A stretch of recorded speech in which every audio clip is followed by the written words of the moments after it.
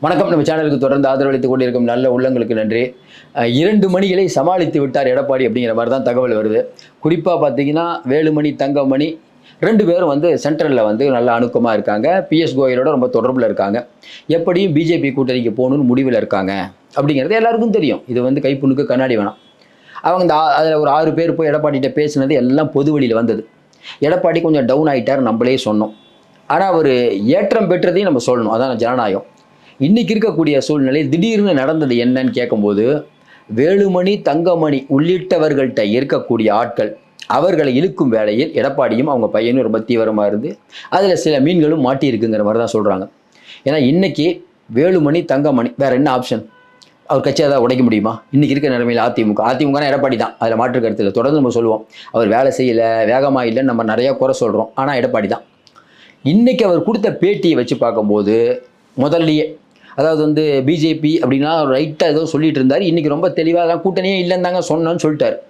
இதில் என்ன நிர்பந்தம்னு கேட்டிங்கன்னா, சிவி சண்முகம், முனுசாமி, ஜெயக்குமார் உள்ளிட்டவர்கள்லாம், ஆர்வி உதயகுமார் இவங்கெல்லாம் என்னென்னா பிஜேபி கூட்டணி செல்லூர் ராஜெலாம் பிஜேபி கூட்டணி வேணாங்கிறாங்க. வேலுமணி, தங்கமணி 2 பேர் மட்டும் பிஜேபி கூட்டணி வேணுங்கிறாங்க. செங்கோட்டையே வேணாங்கிறார். இப்படிப்பட்ட சூழ்நிலையில் வேலுமணி, தங்கமணிகிட்டு இருக்கக்கூடிய ஆட்களை இழுக்க வேண்டிய கட்டாயம் இன்றைக்கி இவர் எடப்பாடிக்கு இருக்குது. அதில் ஆல்மோஸ்ட் நம்ம சொல்கிற மாதிரி இப்போ கேட்டோம் இல்லைங்க, இப்போ இனிமேல் வந்து வேலுமணியோ தங்கமணியோ ஏதாவது முரண்டு பிடிச்சா கூட அவங்க ஆட்கள் நிறைய பேர் உள்ளே வந்துட்டாங்க. ஏற்கனவே வடவள்ளி சந்திரசேகர், அதாவது வேலுமணிக்கு ரொம்ப நெருக்கமானவர், அவருக்கும் வேலுமணிக்குமே சரியான அண்டர்ஸ்டாண்டிங் இல்லை. ஏன்னா டெண்டர் முறைகேடில் அவர் தான் தெரியாமல் தப்பு பண்ணி வீட்டில் உட்காந்து அடித்து நம்மளை மாட்டி விட்டு தான் நினைக்கிறாரு. இப்படிப்பட்ட சூழ்நிலை எடப்பாடி சூப்பராக பயன்படுத்திக்கிறாரு. எந்த சசிகலா அம்மா அவருக்கு பதவி கொடுத்தாங்களோ அதே சசிகலா அம்மாவை எனக்கு யாருன்னே தெரியாது அப்படின்னு சொன்ன அதுதான் அரசியல் அப்படிங்கிறாங்க அதிமுக. ஆமாங்க, அரசியல்லாம் அதே மாதிரி தாங்க. யார் நமக்கு பதவி கொடுத்தாலும் அவளை ஏறி மிதிச்சுட்டு போயிட்டு நம்ம நல்லா இருக்கணும்னா என்ன பண்ணுறது, ஏறி மிதிச்சுட்டு போயிட்டு அதாவது அரசியலெல்லாம் அதெல்லாம் சகஜமாக வைப்பாங்கிறாங்க. அப்போ அந்த ரேஞ்சுக்கு ஒருத்தர் போயிட்டாருன்னா எடப்பாடி இவ்வளோ உஷாராக இருப்பார். நம்ம எடப்பாடி பற்றி தொடர்ந்து ஒரு விஷயம் சொல்லுவோம். எடப்பாடி பிஜேபி ஏங்க திட்டமாட்டுறாரு, திமுக மட்டும் திட்டுறாரு, எப்படிங்க ஓட்டு விழுன்னு கேட்போம். அவருக்குள்ள சங்கடங்கள் நீங்கள் பார்த்தீங்கன்னா பிஜேபியை ரொம்ப ஏற்றிங்கன்னா இடி ரைடு. ஏற்கனவே உங்களுக்கு தெரியும் எடப்பாடியுடைய கேஸை வந்து திரிவேதிங்கிற அம்மா தான் அந்த வழக்கு தலைமை அமர்வில் இருக்கவங்க, அவங்க தான் வந்து ஸ்டே கொடுத்து வச்சுருக்காங்க சந்திரசூட் இருக்கிற வரைக்கும். அதுக்கு காரணம் என்னங்கிறது ஊருக்கே தெரியும். ஏன் எடப்பாடி பழனிசாமியோடைய டெண்டர் முறைகேடு வழக்கு அப்படியே நிற்குது. அப்போ எடப்பாடி பழனிசாமிக்கு சென்ட்ரலுடைய ஆதரவு தேவை. எடுத்தோம் கவுத்தோன்னு முறைக்க முடியுமா? முறைச்சிங்கன்னா இடி விட்டால் தாங்குவாரா? கொஞ்சம் யோசனை பாருங்கள். நீங்கள் கேட்கலாம், தாங்குவாரா எவ்வளோ நாளுங்கன்னு. அவரும் ஒரு டேட் பார்த்துருப்பார்ல, அவரும் ஒரு டைம் பார்ப்பார். எலெக்ஷனுக்கு ஒரு 6 மாதத்துக்கு முன்னாடி திட்டாமே இருக்கும் பாரு, திட்டியே ஆகணும். சரி, நீங்கள் கேட்கலாம், என்னங்க எடப்பாடி இதே தான் வந்து எம்பி எலெக்ஷனில் சொன்னோம், ஒன்றுமே பேசலையே, அது தப்பு தான், அதனால தான் அவர் ரோட்டில் நிற்கிறார். இன்றைக்கி என்னென்னா வேலுமணி, தங்கமணிகிட்ட இருக்கக்கூடிய ஆட்களை அப்படியே எடுக்கக்கூடிய படலம் ஓரளவுக்கு முடிஞ்சு போச்சு.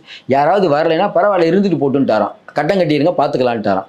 ஏன்னா எடப்பாடி இப்போ சொன்னதாங்க இனிமேல் போஸ்டிங், அதில் மாற்று கருத்தில். வேலுமணி தங்கமணிக்கும் தெரியாதா? வேலு தங்கமணி வந்து மேலே டெல்லியில் இல்லைங்க நாங்கள் கட்சியை உடைக்கிறோம், உடைச்சிட்டு என்ன பண்ணுவீங்க? எந்த கட்சியில் போய் சேருவீங்க? அதிமுக 2 ஆகுமா? 2 அவருக்கு கொடுத்தாச்சு.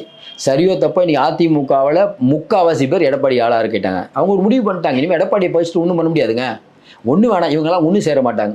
வேலுமணி, தங்கமணி கூட சிவி சண்முகம் சேர மாட்டார், முனுசாமி சேர மாட்டார். இவங்களுக்குள்ள பல குழப்பங்கள்.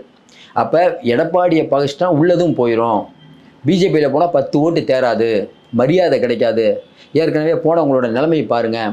விஜயதாரணிக்கு இன்னும் என்ன போஸ்ட்னே தெரியாமல் சும்மா உட்கார வச்சுருக்காங்க.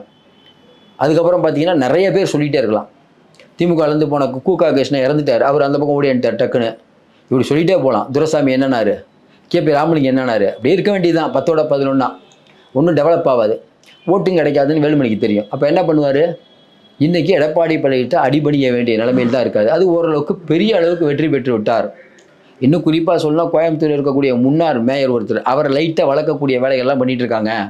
ஏன்னா வேலுமணி, தங்கமணிகிட்ட பணம் இருக்குது. அந்த பணம் எடப்பாடிக்கு தேவை. வரக்கூடிய தேர்தலில் ஒழுங்காக இருந்தீங்கன்னா சீட்டு கேட்டு கொடுத்து வச்சுக்குவோம், இல்லைன்னா கட்டம் கட்டிடுவோம், முடிஞ்சு போச்சு. சரி பரவாயில்ல, டெல்லியோடைய பேச்சை கேட்டு வீணாக போகிறதுக்கு எடப்பாடிக்கிட்டே வருவோம், வேறு என்ன பண்ண முடியும்? சொல்லிட்டாங்களாம் எல்லாம் எடப்பாடி ஒத்துக்க மாட்டுறாருன்ட்டு. டெல்லி என்ன பண்ணுவோம்? இதுக்கு மேலே நீங்கள் ரைடு விட்டிங்கன்னா பார்த்தீங்களா, நான் உங்களை வந்து பிஜேபியுடன் ஒட்டுமில்லை உறவில்லைன்னு சொன்னோன்னே என் மேலே ரைடு விட்றாங்க, ஏன் திமுக வீட்டுகளில் ரைடு விடவில்லை, என் வீட்டில் மட்டும் விட்றாங்க அப்படிங்கிற மாதிரி ஆயிடுச்சு. சிம்பத்தி ஆயிரும். பிஜேபி என்ன யோசிக்கும், நம்மளுடைய எதிரி எடப்பாடி இல்லை, திமுக தான். தேவையில்லாமல் எடப்பாடியை நம்ம ஏன் சீண்டணும் அப்படின்னு அவங்க ஒரு கணக்கு போடுறாங்க. எல்லாமே ஒரு கணக்கு தானே. அதனால் இன்றைக்கி இருக்கக்கூடிய சூழ்நிலையில் எடப்பாடி பழனிசாமி ஆட்களை பக்காவாக என்னென்ன பண்ணணுமோ அதெல்லாம் பண்ண ஆரம்பித்து விட்டார். கொடி பறந்து கொண்டே இருக்கிறேன்னு சொல்ல எடப்பாடியோட கொடி பறக்குது. ஏன்னா எடப்பாடி பழனிசாமி வந்து பிஜேபியை பற்றி ஒரு வார்த்தை சொல்லும்போது எல்லா தொலைக்காட்சியிலையும் கேட்டோம். என்னங்க இது மாதிரி ஒத்த கருத்துடையன்னு சொல்கிறாருன்னு உடனே விளக்கம் கொடுக்குறாரு. நம்ம என்ன நினைக்கிறோம்னா அது வந்து தெரிஞ்சு அவர் வந்து சொல்கிற மாதிரி தெரியலங்கிறாங்க. இல்லை நமக்கு தெரிஞ்சுதான் சொன்னார். ஏன்னா அவருக்கு பல அழுத்தங்கள் இருந்தது. அதுக்கப்புறம் பார்த்தீங்கன்னா இது வேலைக்கு ஆகாது, ஏன்னா அதிமுக பிஜேபி கூட்டணி போட்டிங்கன்னா இருக்கிற 10 ஓட்டும் போயிடும் எடப்பாடிக்கும் தெரியும். கொஞ்சம் யோசனை பாருங்கள், அதிமுக பிஜேபி கூட்டணி போட்டால் இப்போ நிலவு என்ன ஆகும்? ஒட்டுமில்லை உறவும் இல்லைன்னு சிறுபான்மை வாக்களை திரட்ட பண்ணீங்க. இப்போ இந்த மாதிரிலாம் பண்ணிங்கன்னா யாராவது ஓட்டு போடுவாங்களா? அதனால் எடப்பாடி பழனிசாமி உஷாராயிட்டார்னே சொல்லலாம். ஏன்னா கள நிலவரம் எல்லாம் பண்ணிகிட்டு இருக்காரு வேகமாக. ஆனால் என்னென்னா திமுக வந்து இப்போ திமுக வர நவம்பர் 20 வந்து எல்லாத்தோடைய கூட்டம். திமுக ஒரு பட்டம், தேர்தல் முகவர்கள் கூட்டம், ஒருங்கிணைப்பு குழு, அந்த குழு இந்த குழுன்னு போட்டு தமிழ்நாடு ஃபுல்லாக 200 தொகுதியில் பட்டை கிளப்ப ஆரம்பிச்சிட்டாங்க. அதை நீங்கள் எதிர்கொள்ளணும்னா இப்போ இருக்கக்கூடிய அதிமுகவில் முடியுமாங்கிறது இன்னும் கேள்விக்குறி தான். சில பேர் சொல்கிறாங்க இல்லை அதிமுக வீறு போய்ட்டு. என்னன்னாங்க அதிமுக அப்படிங்கிற கட்சி திமுக ரெண்டையும் நம்ம வச்சு பார்க்கும்போது ஒரு விஷயம் புரியுது. ஸ்டாலினே எடப்பாடியை போட்டியாக நினைக்கிறார், எடப்பாடி ஸ்டாலினை போட்டியாக நினைக்கிறார். நம்ம 2 பேர் இருக்கணும், வேறு யாரும் வந்துடக்கூடாதுன்னு 2 பேர் உஷாராக இருக்காங்க. ரொம்ப நல்ல பாருங்கள். விஜய் வந்து ஒரு 2 நாளாக காணா போயிட்டார் பாருங்க. எடப்பாடி அவரை கவுன்சிலராக விட முடியாதுன்னு சொல்கிறதும், நீங்கள் ஊர்ந்து போய் தான் சொல்கிறதும், இப்படி ஒரு அரசியல் போயிட்டு இருக்குது. ஆனாலும் நம்ம பொறுத்த வரைக்கும் ஒரு விஷயம் தான் இன்றைக்கி இருக்கக்கூடிய நிலையில், எடப்பாடியா ஸ்டாலின் அப்படின்னா இன்றைக்கும் ஸ்டாலின் தான். அதில் மாற்று கருத்து என்ன தான் மக்கள் மாதிரி அதிருப்தி எல்லா கவர்மெண்ட் பண்ணி அதிருப்தி இருக்கும். ஆனால் கவர்மெண்ட் மிஷினரி ஆகட்டும், பணபலமாகட்டும், எல்லாத்தையும் தாண்டி இன்றைக்கி பிஜேபி எதிர்ப்பு. இவர் அது இன்னும் எதிர்க்காத போது இவரை எப்போ மக்கள் நம்புவாங்க? இன்னொன்று கூட்டணி படம் சூப்பராக வச்சுருக்காங்க. அது வந்து நீங்கள் ஏன்னா எடப்பாடி இன்னொரு தர்ம சங்கடம் என்னென்னா மெகா கூட்டணிங்கிறாரு. விடுதலை சிறுத்தையிலேருந்து கம்யூனிஸ்ட் யாரும் கூட வரமாட்டேங்கிறாரே சார். எப்படி சார் மெகா கூட்டணி போடுவீங்க? எல்லாம் கணக்கு தான் சார். இன்றைக்கி வந்து ஸ்டாலினுக்கு எதிராக மக்கள் திரண்டு போய் ஓட்டு போட்டு திராவிட ஆட்சியை போகணும்னு சொல்லி மக்கள் யாரும் இருக்க மாதிரி தெரில. நம்ம அடிக்கடி விஜயை ஏன் சொல்லுவோம்னா விஜய் சொன்ன வார்த்தை மக்கள்கிட்ட எடுபடுது. ஆனால் விஜயால் திமுக வீழ்த்த முடியுமான்னு பார்ப்பாங்க, எடப்பாடியால் வீழ்த்த முடியுமானா முடியாதுங்கிறது மக்கள் நினைக்கிறாங்க. அதேமாதிரி விஜயை நினைப்பாங்களா இல்லையா நமக்கு தெரியல. அது காலம் தான் முடிவு செய்ய வேண்டும். அவருடைய செயல்பாடு தான். இப்போவும் உச்சாணியில் திமுக தான் இருக்குது. அதுக்காக திமுகவை அசைத்து பார்க்க முடியாதுன்னு சொல்லி இன்னும் 1.5 வருஷம் இருக்குது. காலம் நிறையா மாறலாம். பொறுத்திருந்து பார்ப்போம். மீண்டும் சந்திப்போம். நன்றி, வணக்கம். உங்களுக்கு இந்த வீடியோ பிடிச்சிருந்துச்சுன்னா லைக் பண்ணுங்க அண்ட் உங்களோட கருத்துக்களை கமெண்ட் பண்ணுங்க. மறக்காம சப்ஸ்கிரைப் பண்ணுங்க.